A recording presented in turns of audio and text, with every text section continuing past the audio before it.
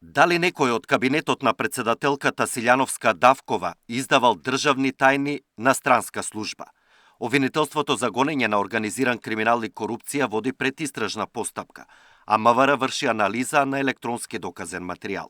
Од ОЈО ГОК информираат дека по добиено известување од Министерството за внатрешни работи, кон крајот на минатата година за преземени недозволени активности од висок државен интерес, веднаш отвориле предистражна постапка и били издадени наредби за пребарување на компјутерски систем со цел утврдување на содржините што евентуално биле неовластено преснимани од информативниот систем во кабинетот на председателката.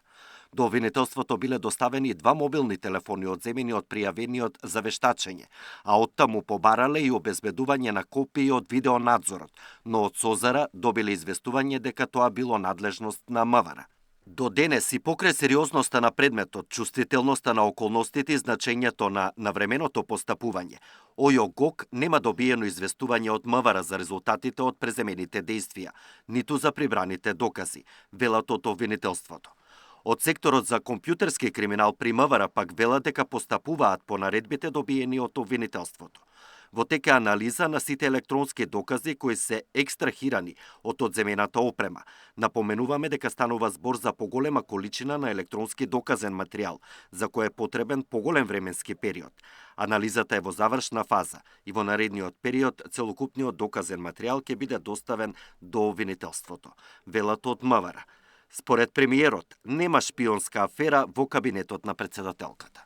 Тоа се шпионски талок на општеството структури од минатото, кои што се наоѓале во кабинетите како глодари на некои поранешни политичари, председатели, премиери и така натаму, и тие се представуваат како група вработени и испраќаат анонимни дописи до обвинителства. Се разбира, таму Исламабази веднаш да истрча и да создаде паника во јавноста дека нешто се случувало. Јас не би ги коментирал овие глодари, бидејќи мислам дека треба да ги заборавиме.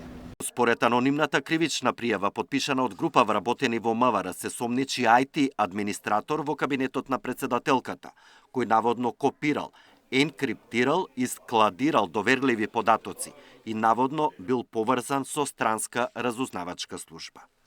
Александар Динев, Сител телевизија.